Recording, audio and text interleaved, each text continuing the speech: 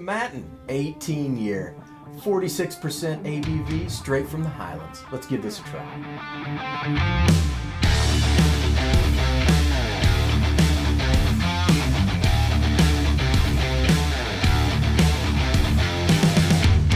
What is up? Hey guys, It is Scotch for Dummies. 4 guys on the Scotch journey to help you with your next Scotch purchase. From the Highlands.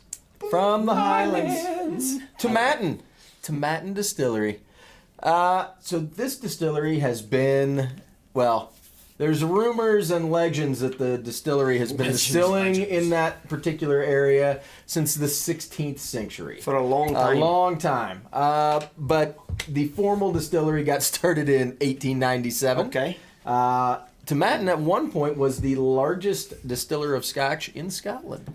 They had like 23 stills. A lot of stills. 23? Yeah, believe that? That is a lot. That's a lot of stills, man. Now they're down to, I believe, 12 stills. They do about 5 million liters a year, which is still nothing to be shy about, right? No, that's That's some serious stuff. About 80% of their distillate goes into blended scotches, which leaves 20% for single malts.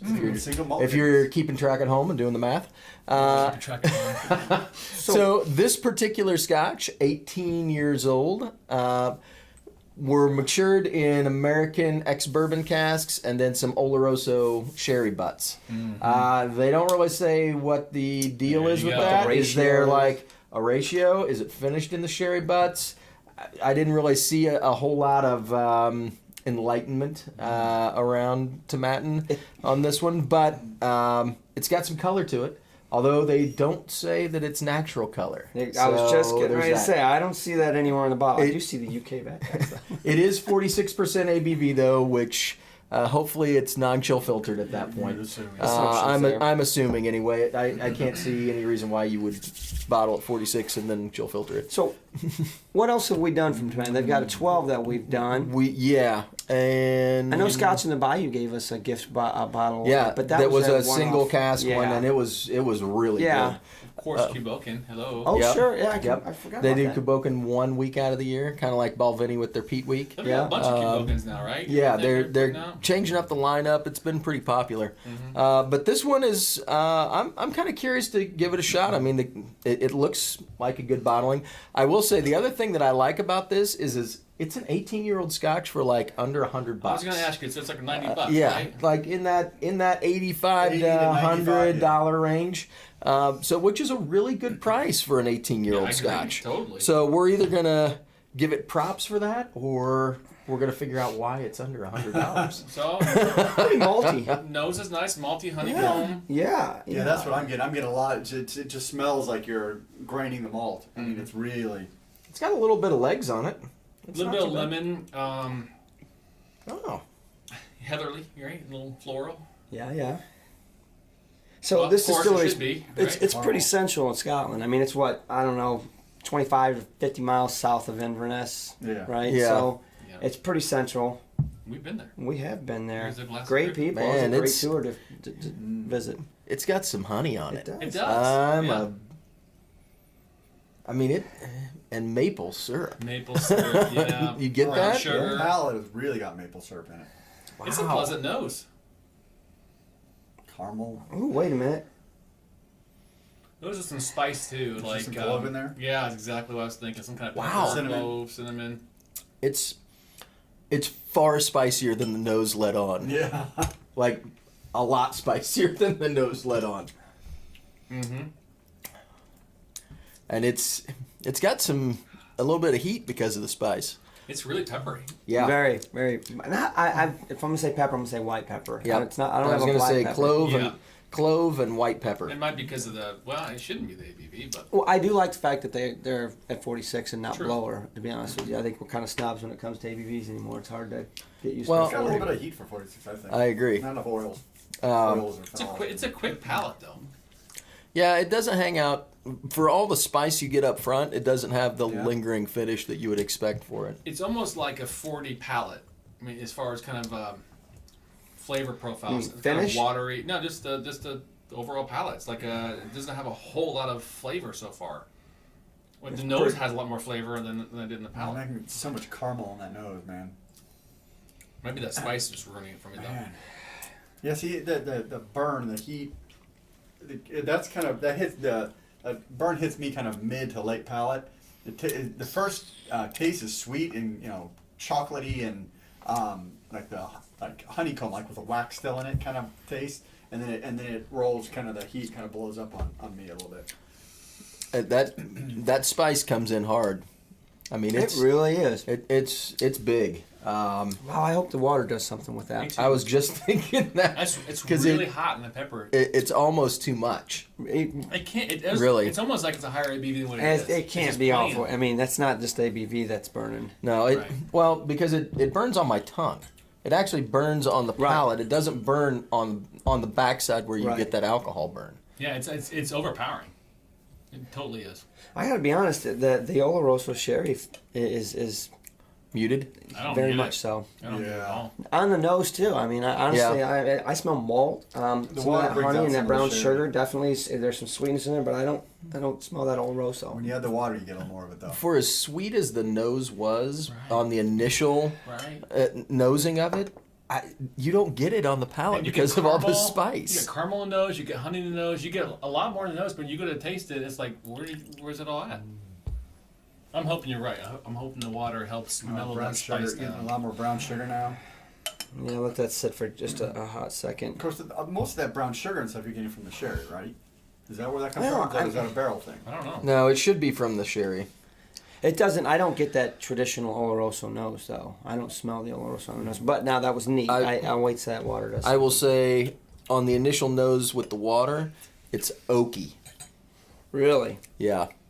I'm gonna let it sit for a minute, I just still get kind caramel and brown sugar.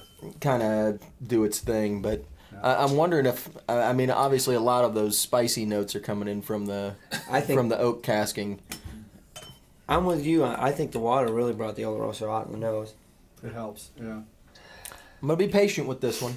I am too. And maybe I think that's what we need. It does seem to be We're getting. rushing it a little bit, I think. There is a more of a malty finish than there was earlier. I haven't tried it with the water yet, but just the initial neat. I will say the other thing that I'm kind of taken by, not in a good way, is at 46%. I would have expected more oils and a more. I'm with whoever said that it felt like a 40% ABV. I mean, the finish kind of goes away. I mean, that's kind of what you get with those 40 to Right, 45% ABV scotches when they're chill filtered. You don't get the lingering finish because the oils aren't there anymore to kind of coat your mouth and help things hang out. And this feels like that does. Yep. You know, it's a little more watery finish, I guess. So you don't get that clinging, lingering I think I know why quality. they put it at 46.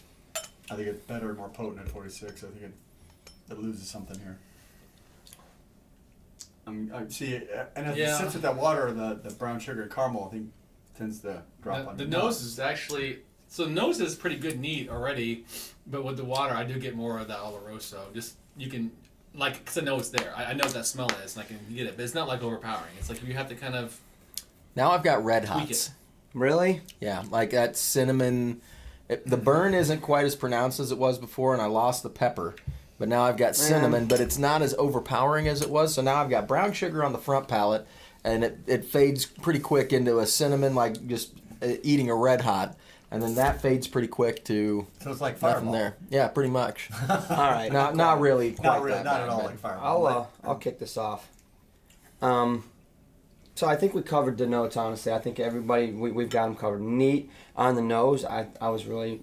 I liked it. There was some maltiness, there was some honey, some sugar, some sweetness in there, a little bit of heather. Smelled like what you thought it was going to smell like, right? From knowing where it's located, and it's a Highland. Everything was that palate. Man, it was spicy. I mean, real spicy. For 46%, it was an alcohol burn. We're talking about straight spice, right? To the point where it overpowered everything. Didn't taste any Oloroso in it. Didn't even smell any Oloroso neat. Yeah. Put some water on it. Initially brought that Oloroso out, and I was getting excited. Let it sit for a couple seconds. She was gone, and it was just back to what the original nose was. So I was a little disappointed there. The water on the palate, it tamed that spice down, but it didn't bring anything else out. So to me, there's just nothing really there that I can wrap my arms around. Is it a bad whiskey? No, it's not a bad scotch at all. But there's nothing for me to grab on and give this any more than a 2. It really is just kind of flatlined for me. And it's sad. I know I put a bottle of this down in my own bar in the last year. But I want there to be so much more. They put Oloroso on there. They make it look like there's a lot of Oloroso. Mm-hmm. I'm not tasting that Oloroso. I'm not smelling the Oloroso. I'm not. Is it really there? So I'm gonna give it a straight 2. I do appreciate the price. I appreciate the ABV. I just wish there was more that I could chew on it. That's all. So I got to give it a straight 2. I would agree. That neat. I think this is really, it was like creamy, almost sickly sweet, caramel, brown sugar. Not my wheelhouse. It's not. I tend to like more rich flavors, kind of off that center sweetness aisle. I'm gonna go probably with a 2 as well on this. It's an adequate whiskey. It's reasonably priced at roughly $80. 18 for $80 though, I like a little more whiskey in my whiskey, a little more flavor, a little more character. Fair enough. But that is probably not an off price for the quality of whiskey you get here. There's definitely no off notes. There's no acetone. There's no sourness. There's no off. It's sweet, and that's about it. So I'm gonna go with a 2. It's an average whiskey. I'll say that. Yeah, not bad at all. Okay. So I just had one more sip. I'm like, come on, give it to me. Bring it. Come on, baby. Bring me one last hope. And? Yeah. Not done. So I mean, there's not a whole lot more I can say. I agree with both you guys. Honestly, it's a bit of a letdown because it is an 18-year-old for that price, which is great, and it's Oloroso. I mean, if anything, they just dipped it in Oloroso for like a second or 2. I feel like because it's not there. Yeah. It's not. There's nothing really. And I want to be fair to it. I know we didn't pour it very long and let it sit. Yeah. I have a feeling. I think it will probably get a little bit sweeter as it sits here, but I've done a lot of these now. I think I know that this is missing something. And it's just not there. It's just not there for me. I'm between a 1.5 and a 2. I'm trying to figure out which way I want to go. I mean, from a true palate only perspective, I'd go 1.5. But I will say because of that price and an 18-year-old, it's hard to find an 18-year-old these days for less. Bucks, $85. So I'm gonna go 1.5. I'm not mad at you for a 1.5. I'm gonna go 1.5. I was close to it myself. It's just not. I love Tomatin. I'm a huge. Cuboken was my Scotch of the year like a couple of years ago. I love Tomatin, and the 12's great. But this one's just. I'm sorry, it's a little bit of a letdown. Bring it home, Sean. Lift it up. I don't think I'm going to be lifting. He's going. I'm hoping Sean brings it in and helps this one out. I will say that I came into this review pretty excited about trying this bottle. I mean, just judging from the color, when you are looking at this bottle, it's an 18-year-old Scotch. Looks like it's got some decent flavor profile going on, right? Oloroso's on the bottle. Sounds like 46% ABV. Yeah. It's checking off boxes as we go. So I'm automatically thinking, okay, well they've probably done some decent stuff here because it's checking off things that I would normally automatically say, okay, well that's why it's that price for that 18-year-old. Mm-hmm. This one, all I really got, like on the nose, I got the sweet, and I really wanted to get in there and like have all that honey brown sugar that I got on the nose be in that glass, and it's not there. And then instead of that, they do the old switcheroo and say, well, instead of that sweet, how about some spicy stuff, right? And so it was just kind of a letdown, I guess. Yeah, right. Like I wasn't anticipating like getting sucker punched, and then I was hoping that the water would kind of bring down the spice, kind of bring forward some of that sweetness because you could smell it in the glass, right? Like it's in there somewhere, and so you put water in, and it's like. All right, well, forget the spice. How about a red hot? Let's throw some. Oh, just open your mouth. And I'm gonna throw a handful in there, right? And it's just.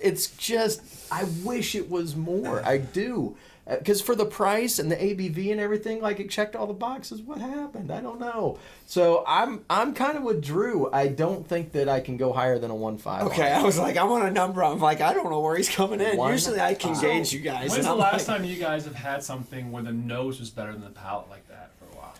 It's been a while. Yeah, I mean, and the nose is pretty good, but it's just missing. And it's not that this is a bad whiskey per se, but I just don't want to. I don't want to drink something that's that spicy.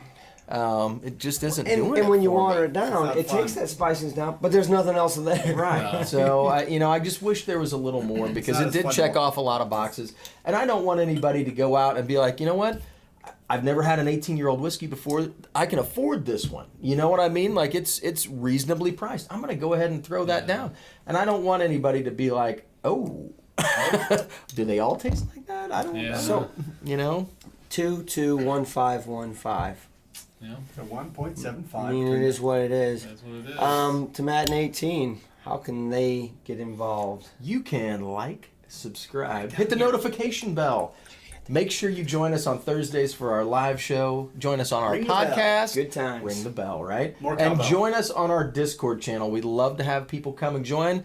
Talk to us all the time. It's a 24/7 ongoing thing, and we love to have you join the conversation. 175 Tomatin 18. Cheers, gentlemen. Cilantro. Thanks. See you guys.